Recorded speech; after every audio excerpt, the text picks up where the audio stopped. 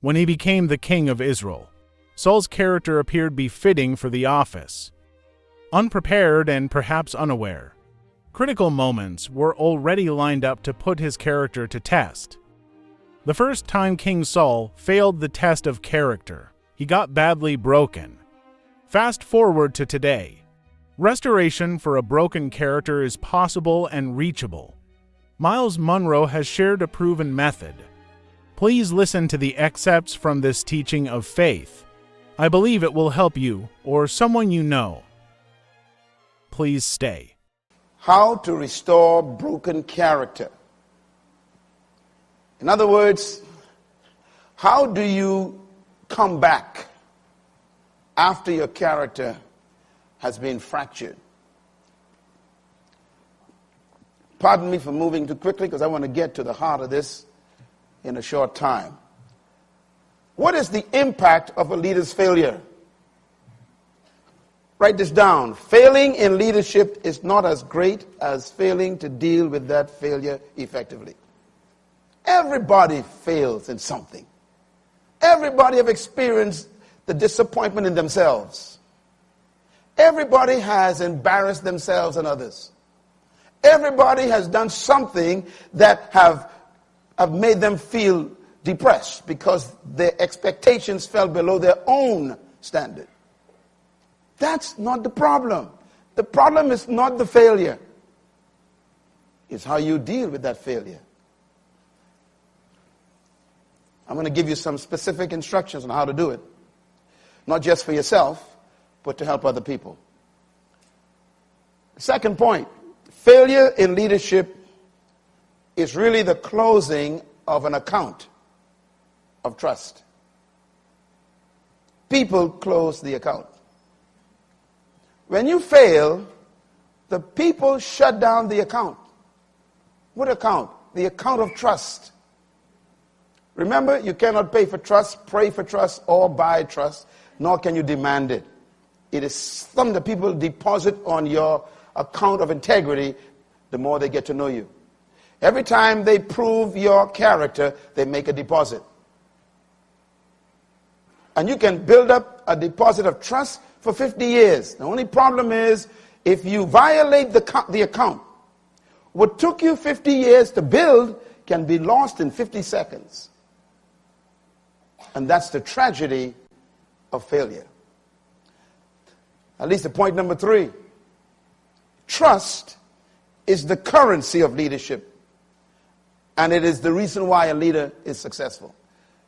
It's not your personality, it's not your power, it is not your oratory skills, it's not your ability to influence people, it's not your position, it's not your money or your clout.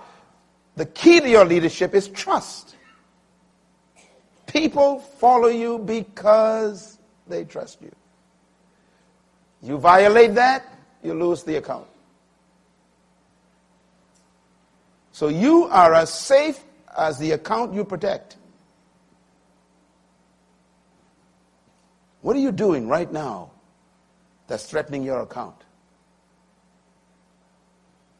What are you secretly doing that could cancel your account? So if the currency of leadership is trust, then you can only buy leadership success with the trust people give you.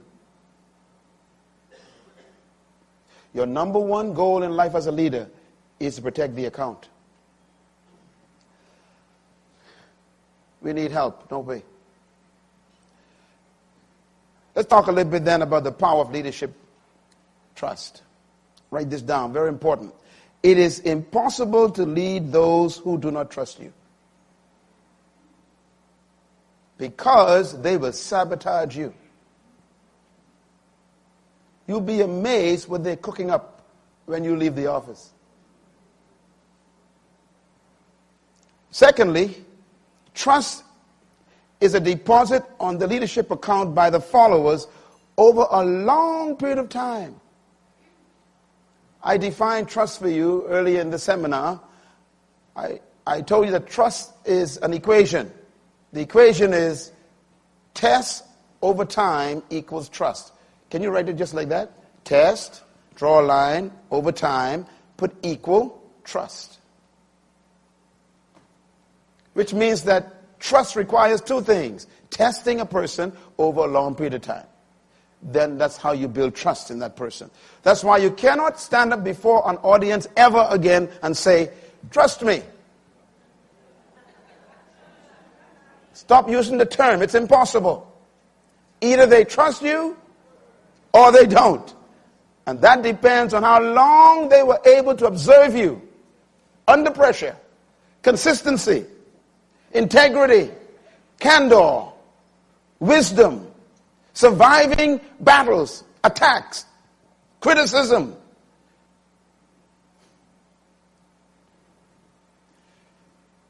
I have a little private philosophy I live with. Here it is. Before I make a decision, I always ask myself, will I enjoy remembering this?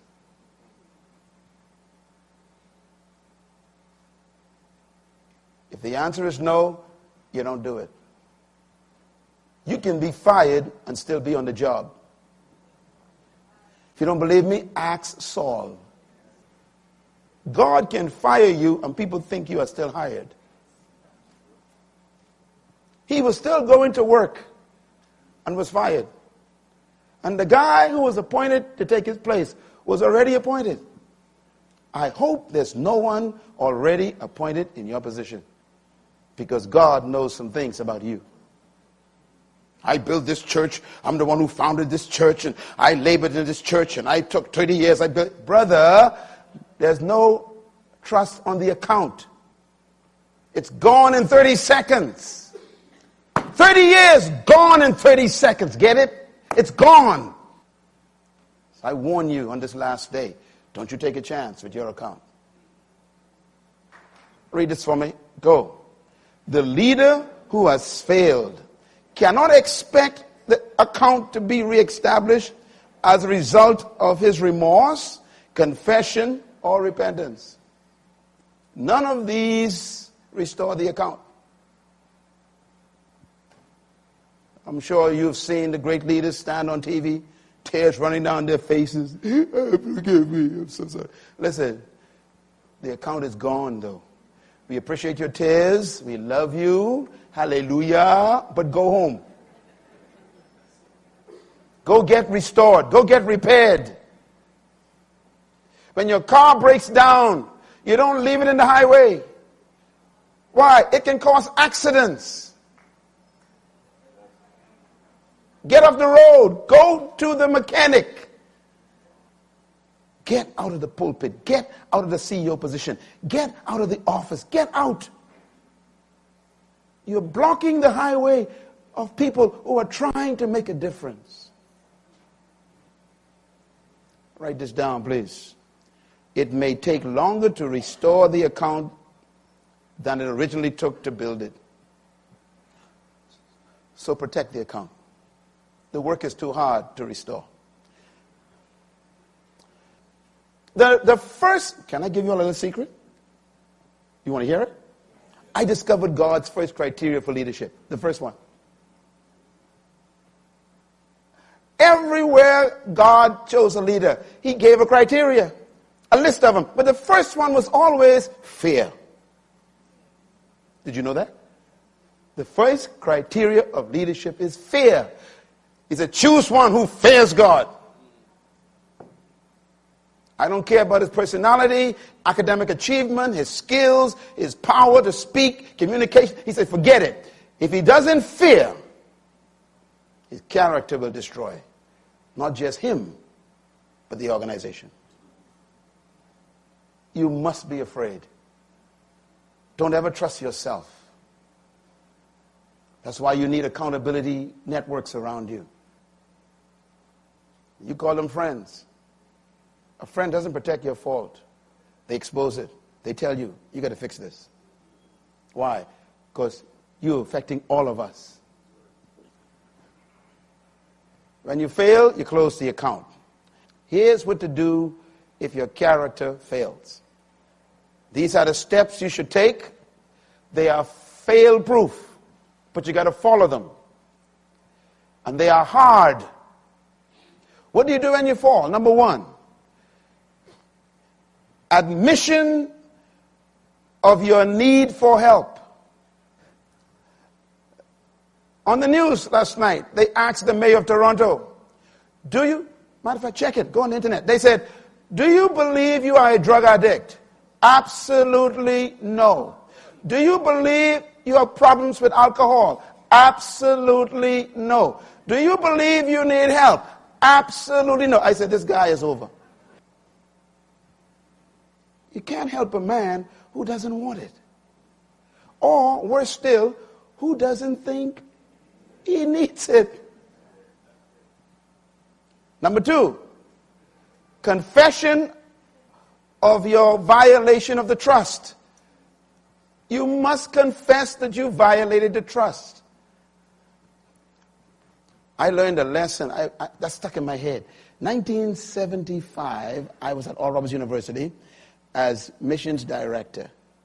Young guy, and I was responsible for sending the students out. And myself and my colleague, Gary McIntosh, who's a pastor today, we were kind of working together. And the students would put their monies in for the trips every summer, and we were responsible for accounting for those monies. And I made a mistake in the accounting, and the money didn't add up.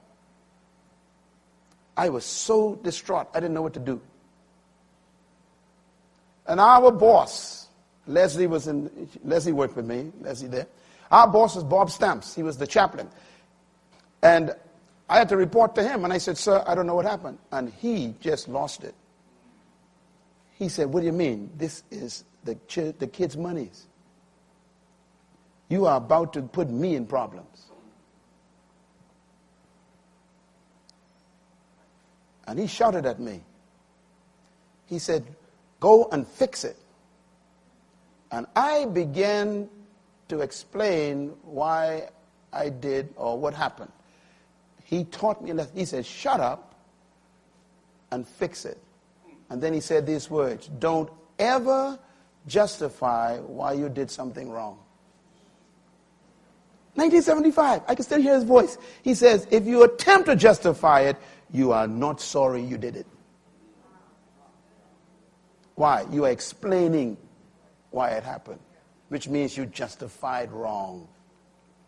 There's no justification for wrong. I walked out of his office, went back to my dorm. I cried the whole day. I didn't go to class. I was messed up. That was 75. I am standing here over 30 years later, and it's still in my spirit. He taught me a lesson of integrity. When you fail, don't explain why. That's the point. Just confess it and admit it. Take responsibility for it. Don't explain why you sinned. Number 3. You must identify a true and reliable authority in your life to be accountable to. That's tough. We heard that all week. It's tough to find that person. These words are very carefully written. A true and reliable. It's tough to find a true person, genuine and reliable. That means they themselves have a strong character that's been tested. Thirdly, after that, you should completely submit to that authority without condition. Oh boy. Ladies and gentlemen, the authority that I'm talking about is not your friend. You know, I may be friendly to you, but I ain't your friend. If you tell me I'm your authority, I'm not your friend. I'm friendly. But don't get carried away. I will lay into you like a hawk. Don't put no conditions on the submission. You know, there's so many names floating in my head that I know personally. They say things like, yes, I'd like to meet with you, but let's do it next month. I'm like, who fell, me or you? I am available on Thursday. You submit it to me, you find your way, fly, come by boat, train, or fly on a crane. You come here Thursday. You got a problem, not me. Well, I got some appointments to keep, they say. Number 5, obedience to the advice and the counsel and the instruction of that authority without condition.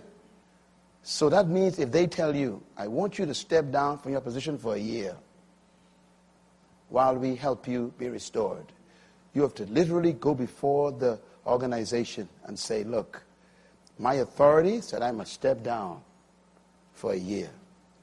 I am going to see you next year. Sometimes they say, you got to sit down for 2 years. Sometimes they say, it's over.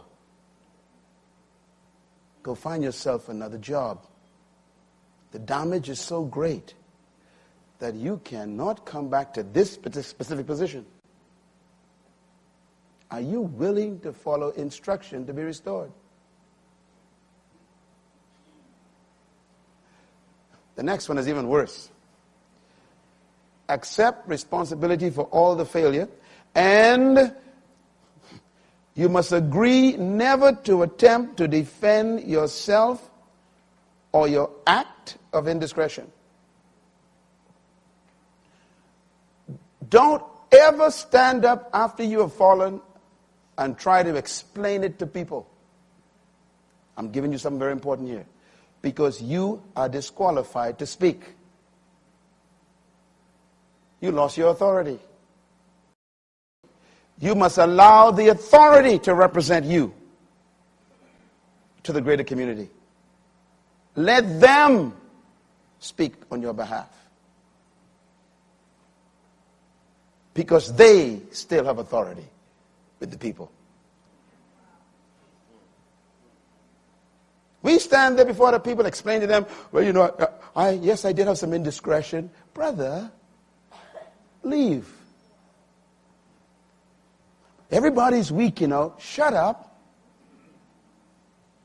You are disqualified from speaking.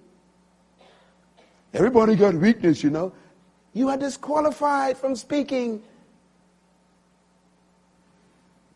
Your safety under failure is your authority. When the authority brings you back, then the followers' respect for the authority begins to restore the trust account. Because the followers don't trust you anymore, they trust the authority.